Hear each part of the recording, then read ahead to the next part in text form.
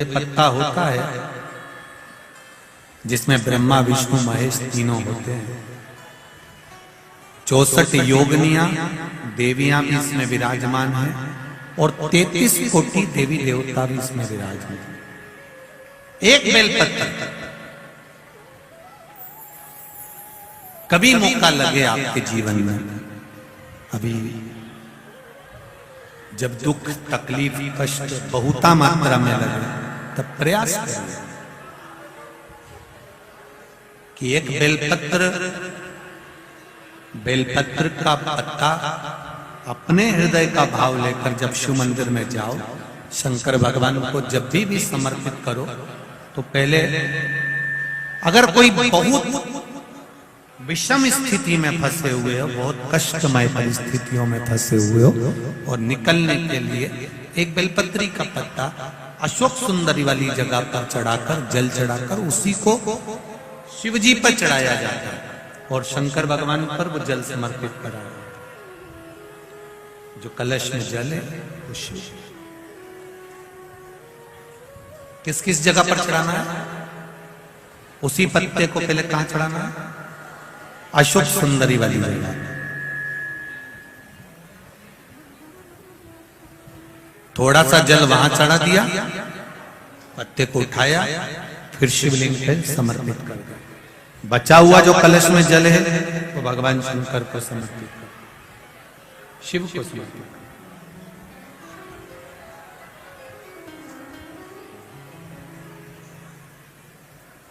अभी रखो, कथा के विराम पर ले लो। दो जगह पर जल चढ़ाना, अगर कहीं विषम परिस्थिति में लगता है, ऐसा लगता है कि ये विषम परिस्थिति है, ये उसको साधना है और इस दलदल से बाहर निकलना है, तो उसके लिए पहले अशोक सुंदरी वाली जगह जल, फिर शिवलिंग पर बेलपत्र, वही चढ़ा हुआ बेलपत्र, ज्यादा नहीं। और फिर एक निवेदन करेंगे, अगर आप अलग से कोई बेलपत्र नहीं ले जा सकते हो, आपके पास में बेलपत्र नहीं है, शिवलिंग पे से बेलपत्र उठा लिया करो, उसी को धो के वापिस चढ़ा। बहुत ध्यान देना इस कथा पर। शिव के मंदिर में कभी भी जाओ, तुम्हारा बेटा कोई नीट का एग्जाम दे रहा है, कोई कंपटीशन एग्जाम दे रहा है, तुम्हारी बेटी कोई परीक्षा दे रही है, तुम्हारा बच्चा, बेटा बेटी, पति पत्नी, कोई भी कोई एग्जाम में बैठने का प्रयास कर रहा है, पहले तो उससे कहो कि अपनी मेहनत 4 गुना कर, खूब पढ़, परिश्रम 4 गुना कर। और मान लो 5-6 बार दे चुका, 2-4 साल हो गए, 5 साल हो गए, तो फिर उससे कहो शंकर के मंदिर में 7 दुर्वा लेकर जाओ। कितनी दुर्वा? यहां क्या बोलते हैं झारखंड में? दुर्वा कि दूब बोलते हैं? दुर्वा। 7 दुर्वा शिव के मंदिर में लेकर गए। जब जल का पात्र साथ में, 7 दुर्वा को नीचे की ओर रखो, हथेली पर जल का पात्र हाथ में लेकर भगवान देवाधिदेव महादेव को जल समर्पित करो। 7 दुर्वा में से 6 दुर्वा षडानंद कार्तिकेय जी को समर्पित कर दो, 1 दुर्वा भगवान शंकर के शिवलिंग पर चढ़ा दो। अपने हाथ की 3 उंगलियां शिवलिंग का स्पर्श करो और अपनी कामना कहकर, बाबा बहुत एग्जाम दे चुका हूं, बेटा बेटी ने बहुत परीक्षा दी है, हो नहीं रहा बाबा, अब आपके भरोसे है, बाबा को विनय करो, शिव जी पे चढ़ी दुर्वा वापिस लेकर आओ। जिस बच्चा जब एग्जाम के लिए जाए, परीक्षा देने के लिए जाए, उस दिन वो दुर्वा को अपने मस्तक पर प्रणाम कर कर, नमन कर कर, षडानंद कार्तिकेय का स्मरण कर कर फिर एग्जाम के लिए जाए। पढ़ाई अच्छी करना, दिल से करना, मेहनत ज्यादा करना, और एक बार ये प्रयोग कर कर देखना, मेरा षडानंद कार्तिकेय सफलता जरूर प्रदान करे। 6 मुख से षडानंद का जो वर्णन हमारे शिव महापुराण में किया गया है, स्कंद पुराण में किया गया है। षडानंद कार्तिकेय जी फल शीघ्र प्रदान करते हैं, शीघ्र। राजा श्वेत के प्राण छूटने का समय आ गया, यमराज बंदी बनाने के लिए आ गए। उनने यमदूतों को भेज दिया, भगवान शंकर ने यमदूतों को भगा दिया। राजा श्वेत के यमदूत जाकर यमराज से कहते हैं वो मरने नहीं दे रहे भगवान शंकर के गण। अच्छा, उन्होंने अपनी बेटी मृत्यु देवी को भेज दिया कि डायरेक्ट मार, डायरेक्ट। भगवान शंकर ने मृत्यु देवी को मार दिया। तब यमराज आ गया मारने के लिए। भगवान शंकर ने यमराज को पछाड़ दिया, मार। आज तक किसी ने नहीं सुना होगा कि यमराज भी मरता है। यमराज मर गया। सूर्य नारायण भगवान को चिंता लगी मेरा बेटा मर गया। सूर्य देवता हाथ जोड़कर बैठ गए भगवान शंकर के आगे, भगवान विष्णु के आगे, ब्रह्मा जी के आगे, मेरा बेटा मर गया यमराज, कुछ कृपा करो। मेरा बेटा तो अपने कर्म को कर रहा था, लिखा था उसके भाग्य में मरना, इसलिए उसको मौत देने के लिए गया था, मृत्यु देने के लिए गया था। फिर मेरा बेटा क्यों मर गया? सारे देवता शंकर जी के पास पहुंचे, आपने यमराज को क्यों मार दिया? कहा ये मेरे मंदिर में पूजन कर रहा था, शंकर को जल चढ़ा रहा था, और जल चढ़ाते समय ये यमराज का मंदिर के अंदर क्या काम? शिव मंदिर में दो में से एक रहेगा। शिव मंदिर में या तो काल रहेगा या महाकाल रहेगा, दो में से एक शंकर के मंदिर में रहेगा। अकाल मृत्यु वो मरे जो काम करे चंडाल का, और काल उसका क्या बिगाड़े जो भक्त हो महाकाल का। शंकर के मंदिर में काल का क्या काम, जहां महाकाल बैठा है। क्षमा कर दो, वचन दो सूर्य नारायण, मैं यमराज को जिंदा कर दूंगा। पर यमराज को जिंदा करने के बाद यमराज वचन दे कि मृत्यु लोक में पृथ्वी पर शंकर के भक्त को अगर लेने आएगा तो पहले शंकर से पूछना पड़ेगा ले जाऊं कि नहीं ले जाऊं। इसीलिए पूरे भारत के पंडित ब्राह्मण जब किसी का एक्सीडेंट हो जाता है, कोई आईसीयू में पड़ा रहता है, कोई वेंटिलेटर पर पड़ा होता है, तो पंडित जी एक ही बात कहते हैं, महामृत्युंजय का पाठ करा। पंडित जी एक ही बात कहते हैं, महामृत्युंजय का पाठ करा। कोई पंडित ने नहीं कहा कि राम रक्षा स्तोत्र कराओ, कनक धारा का पाठ कराओ, श्री सूक्त का पाठ कराओ, ये वाला पाठ कराओ, ये वाला पाठ करो। सब पंडित बोलते हैं महामृत्युंजय का पाठ करो, क्योंकि सबको मालूम है जो शंकर जी का नाम लेंगे तो शंकर जी का अगर भगत हो गया तो फिर इसको ले जाना सरल बात नहीं, इसको ले जाना इतना सरल नहीं। करो शिव, करो शंकर के। अब वचन दे ये यमराज, यमराज ने वचन दे दिया, मृत्यु लोक में शंकर के भक्त को कभी भी लेने आऊंगा तो पहले महादेव की आज्ञा होगी तो लेकर जाऊंगा। वो कह देंगे ले जा तो ले जाऊंगा, नहीं बोलेंगे तो पड़ोसन को उठा के ले जाऊंगा, पर शंकर के भक्त को नहीं ले जाऊंगा। आप अगर शिव को जल चढ़ा रहे हो तो आप शंकर के हो, शंकर के, शिव से दूर नहीं हो। शुरू में जैसे दान पेटी होती है, पत्र पेटी होती है, कपड़ा पेटी होती है, उसी तरह पाप को समाप्त करने की भी ये पेटी, ये शिव महापुराण की कथा है। जब हम अंदर आते हैं हमारा पाप सब छूट जाता है, पाप समाप्त हो जाता है।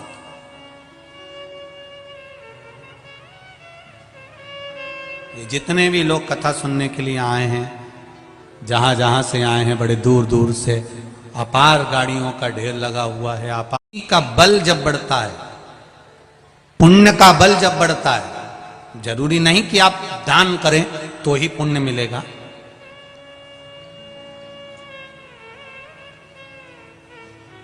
पुण्य मिलने के स्थान भी बहुत सारे हैं। आप जहां रहते हो, अपने घर में जहां निवास करते हो, वहां बस केवल क्रोध को त्याग दो और मीठा बोलना चालू कर दो तो भी पुण्य मिलना प्रारंभ हो जाएगा। जरूरी नहीं कि आप दान करेंगे। कोई बहुत सारा दान दे दे, बहुत सारा सत्कर्म कर दे, बहुत सारा दे दे, और उसके बाद अगर उसके भीतर अहंकार प्रकट हो जाए, काम प्रकट हो जाए, क्रोध प्रकट हो जाए, मैंने इतना दिया, मुझे बैठने की जगह नहीं दी, मैंने इतना करा, मुझे ये चाहिए, मैंने इतना दिया, मैंने ये चाहिए, तो ये अगर पुण्य करने के बाद, दान करने के बाद भी अगर अभिमत्ता समाहित हो जाए, अहंकार तुम्हारे सम्मुख में प्रकट हो जाए, तो उस दान की कोई महत्वता नहीं है। पुण्य केवल दान करने से नहीं मिलता, पुण्य तुम्हारे अच्छे बोलने से भी प्राप्त हो जाता है, किसी के चेहरे पर स्माइल देने से भी पुण्य प्राप्त हो जाता है। तुम अच्छा बोलोगे तो उसमें पुण्य की प्रधानता रहेगी। अच्छा संग, अच्छा सत्संग, अच्छा भजन, अच्छा कीर्तन जब हम करेंगे बैठकर तो उसका फल, आप किस जगह पर बैठ रहे हो तो स्थान की भी महत्वता। एक मदिरा की दुकान के बाहर एक मय खाने पर दो मित्र बैठे हैं। एक मित्र मदिरा का पान कर रहा है, दूसरा कभी मदिरा नहीं पीता।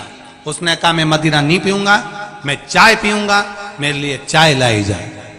बैठा कहां पर है? बोलो बोलो जम के बोलो। मय खाने में, मदिरा की दुकान पर, मदिरा की दुकान के बाहर। अब एक मित्र मदिरा पी रहा है और दूसरा चाय पी रहा है। देखने वाला क्या समझेगा? बोलो बोलो जम के बोलो जरा। मदिरा पी।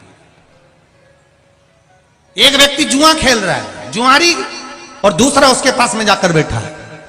भले वो जुआ नहीं खेल रहा है, भले वो हाथ तक नहीं लगाए, भले वो गलत काम तक नहीं करे, पर पकड़ा है। लोग क्या कहेंगे? ये भी जुआरी। संगत का असर।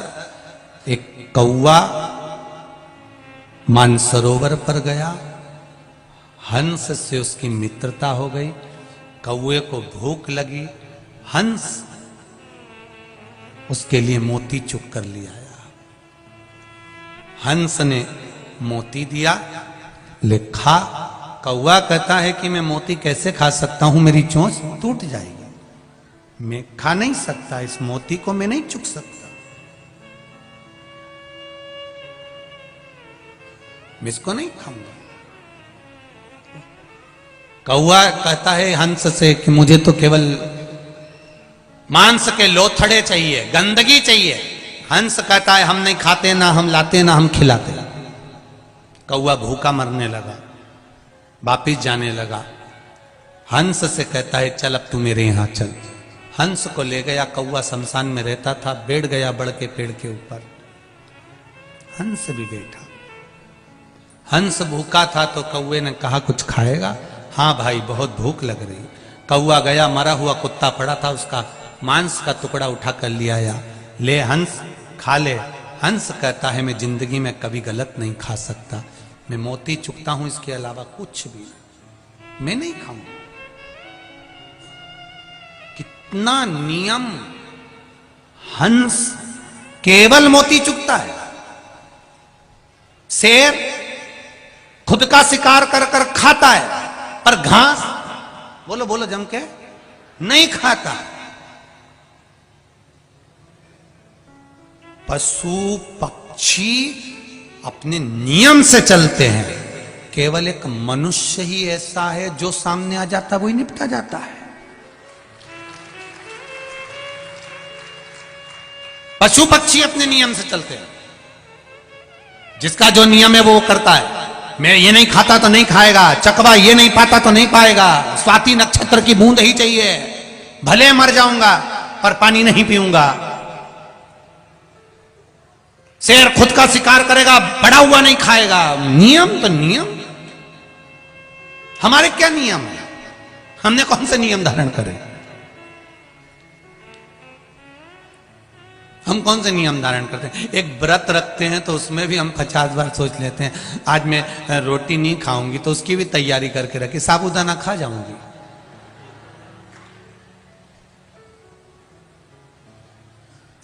और जिस दिन कुछ भी नहीं खाती उस दिन इतना प्राण खाती।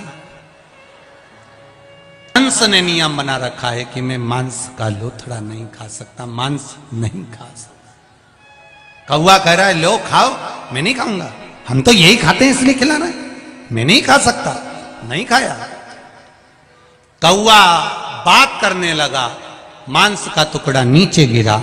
नीचे एक राजकुमार बैठा था, उसके ऊपर वो मांस जब गिरा उसको क्रोध आ गया, उसने धनुष उठाया, बाण चलाया। बाण चलाया तो कौवा तो भाग गया, हंस को लग गया, हंस नीचे गिर गया। हंस गिरा, राजकुमार ने कहा हंस देव मैंने कौवे को बाण मारा था, आपको लग गया, क्षमा चाहता हूं। हंस कहता है गलती मेरी है जो मैंने गलत व्यक्ति का संग पकड़ लिया था, वो तो चला गया, मुझे लग गया। आप बुरे व्यक्ति के साथ बैठोगे, बुरा व्यक्ति बुरा कर्म कर कर चले जाता, अच्छा पकड़ाई में आता और जेल में भरा जाता।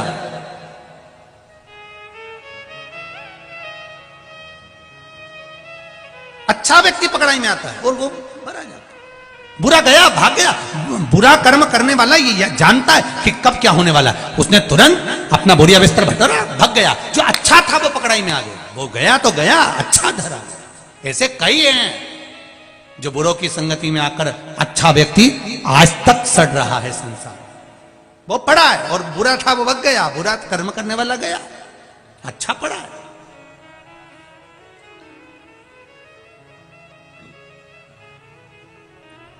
मदिरा पीने वाले के साथ चाय भी पियोगे, उस दुकान में बैठकर, स्थान पर बैठकर, तो लोग समझेंगे मदिरा पी रहा। जुआ खेलने वाले के साथ, जुआरी के साथ बैठोगे तो लगेगा कि ये भी जुआरी होगा।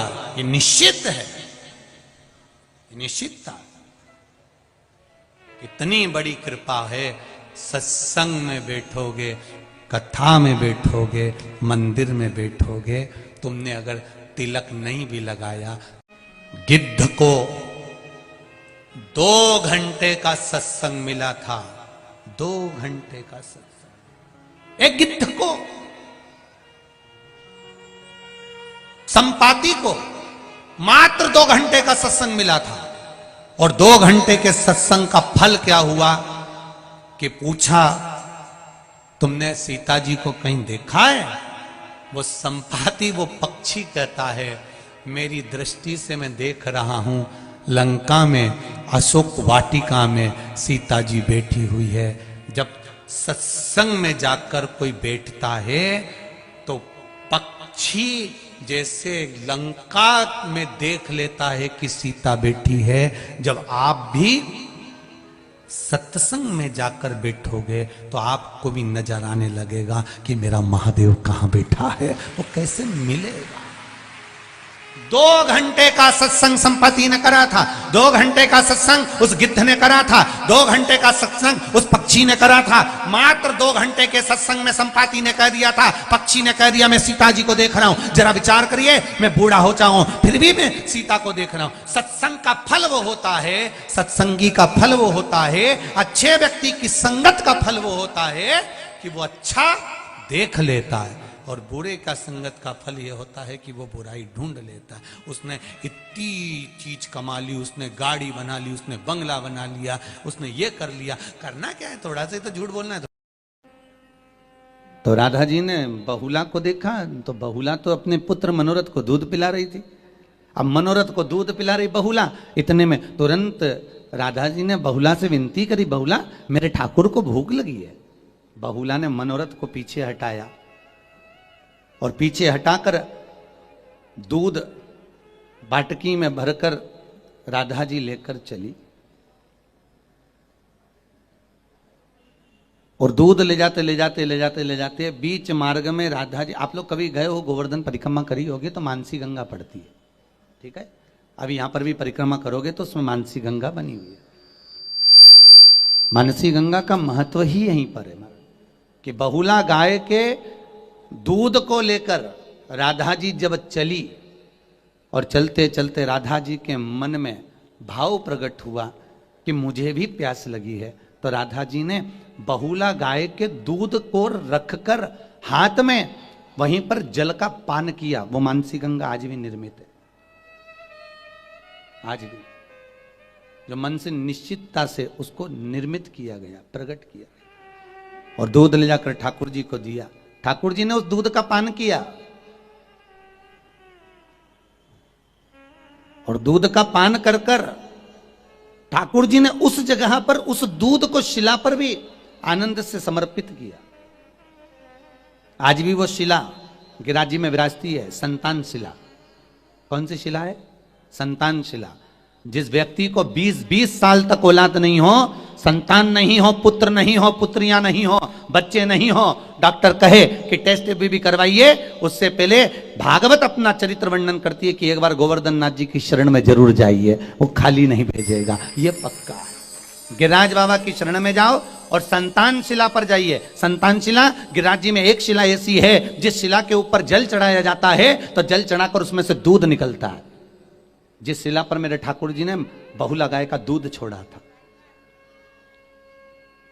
बहुला गाय का दूध, अभी अपन आगे कथा में सुनेंगे ये शिला कहां पर विराजती।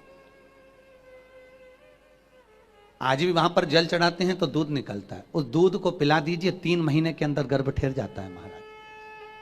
3 माह के अंदर बहुला गाय का द्वारा निर्मित वो दूध ठाकुर ने उस शिला पर समर्पित कर, उसको संतान शिला कर, संतान महाराज।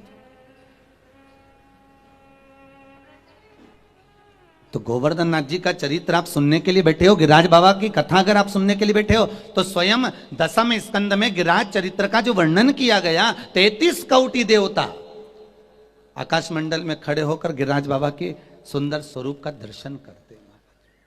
एक लोटा जल चढ़ाकर बेलपत्री को शंकर जी से मांग करके, बाबा ये तुम्हारी चढ़ी हुई बेलपत्र है, मैंने सुना है आप पर चढ़ी हुई वस्तु औषधि हो जाती है, मेरे स्वास्थ्य ठीक नहीं है, शरीर में गांठ पड़ गई है, शरीर में ये दुख है, घुटने में तकलीफ है, आप अपनी एक बेलपत्र औषधि बनाकर दे दीजिए, शिव जी से मांग कर लाओ, उसको प्रेम से खाओ, बाबा चाहेगा तो अमृत कर कर तुम्हारी जिंदगी को सजा। हमें न तंत्र आता, न मंत्र आता, न साधना आती, हम तो केवल शंकर को जानते हैं और वो भी पूरा नहीं जानते। संसार में जो पैदा हुआ वो परमात्मा को कैसे जान सकता है?